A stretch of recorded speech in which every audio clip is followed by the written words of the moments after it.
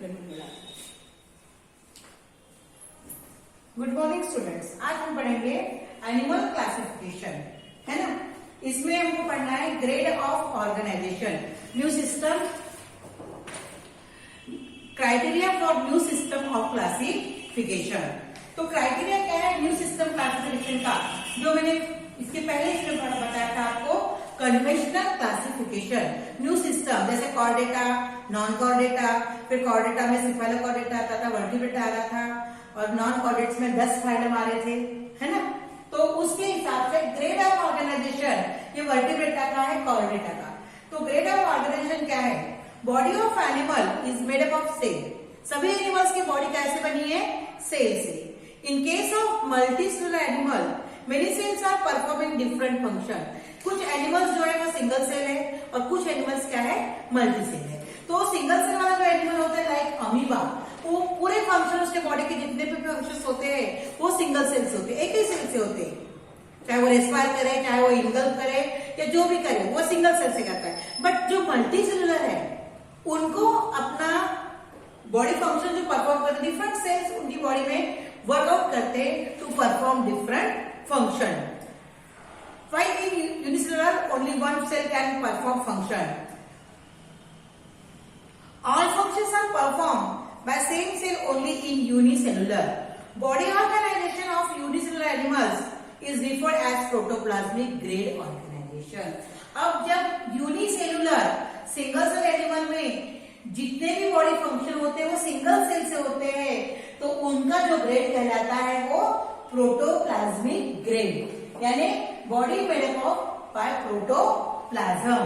Protoplasm से body made होती है, वो सिंगल सेल होते हैं, उसे कहते हैं प्रोटोप्लाज्मिक ग्रेड। इनमें कौन आते हैं? All unicellular animals. Phylum protozoa, proto यानी प्रो यानी फर्स्ट, और जुआ यानी एनिमल्स, पृथ्वी पर सबसे पहले आने वाले animals, that is protoplasmic grade, body made up of protoplasm, all unicellular animal. ये हो गया प्रोटोप्लाज्मिक ग्रेड। अब प्रोटोप्लाज्मिक ग्रेड में कौन एनिमल्स आते हैं? Animals made from single cell. All unicellular animals are include in protoplasmic grade. अब multicellular animals, in multicellular animals tissues are not form. अब क्या है? Cell unite to form tissue. Cell आपस में मिलकर क्या बनाते हैं? टिश्यू। बट किसी किसी मल्टीसेलुलर में सेल यूनाइट तो होती है, बट टिश्यू फॉर्म नहीं होते, है ना। Their body organization is called cellular grade organization. क्या क्या नंबर 2 में? Cellular grade organization. Cellular grade organization. अब ये मल्टी सेलुलर है, but cells are not unite to form a tissue, कि वहां टिश्यू फॉर्म नहीं होते।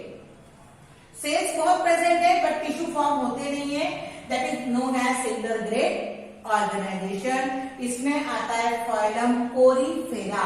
ये पोरीफेरा कहां पाए जाते हैं? इस फाइलम के एनिमल्स कहां पाए जाते हैं?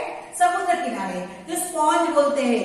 अपने आप जैसे वो बॉडी को साफ करने के लिए वो पत्थर आता है, वो स्पॉन्ज टाइम में आता है पोरीफेरा। ये कौन है? मल्टीसेलुलर है, body made from more than one cell, but they are unable to form tissue, so they are known as cellular grade organization. ठीक है। इसके बाद आता है in case of some animal that is multicellular, cells come together to form a tissue with the help of which all the body functions are performed. अब cell tissue grade, cell tissue grade में क्या होता है? Cell tissue grade organisation में क्या होता है कि कुछ मल्टीसेलुलर एनिमल्स सेल्स फॉर्म होते हैं, मेनी सेल्स है, many cells can unite to form a tissue, और टिश्यू फॉर्म होते हैं, और ये टिश्यू बॉडी के फंक्शन में हेल्प, वर्कआउट करने में हेल्प करते हैं, उसे बोलेंगे सेल टिश्यू ग्रेड ऑर्गेनाइजेशन। इसमें आते हैं cell performing similar function. What is tissue? Many types of cell in our body. Some cells are performing some function, same function, that is known as tissue.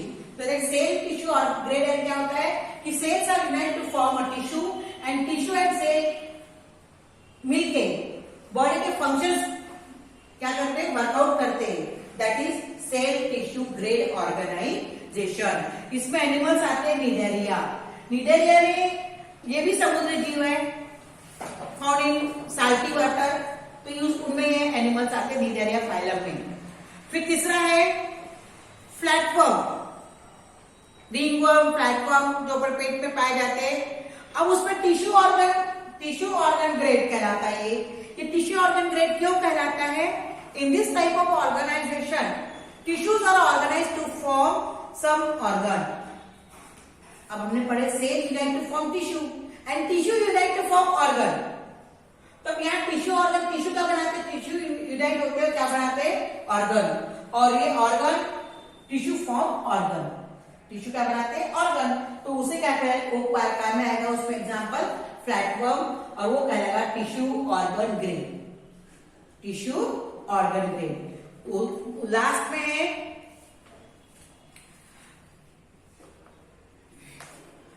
में है इसमें tissue organ grade. In this type of organization tissues are organized to form some organ, परंतु organ system नहीं बनाते, है ना। Body organization of human being, अब ये चार के अलावा ऑल एनिमल्स उसको काय में आते हैं, ऑर्गन सिस्टम ग्रेड, वो काय में आते हैं, ऑर्गन सिस्टम ग्रेड में। कि all higher animals and including human being, ये सब काय में आते हैं, ऑर्गन सिस्टम ग्रेड। इसमें क्या होता है, different organ joint together form organ system and that perform specific function.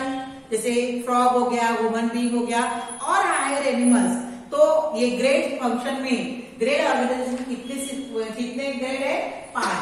पहला है प्रोटोप्लाज्मिक ग्रेड जो यूनिसेलुलर का है, body made from single cell. दूसरा है cellular grade, multicellular animals, cell perform all function, Porifera. Cellular grade, cellular cells unite to form tissue but tissue cannot perform any function, that is cellular grade हो गया। Second, third आ गया cell tissue grade, same type of cell performing a cell function forming tissue, है ना, that is known as nidaria example. Then tissue organ system, tissue unite to form organ, that is flatworm example, or organ system.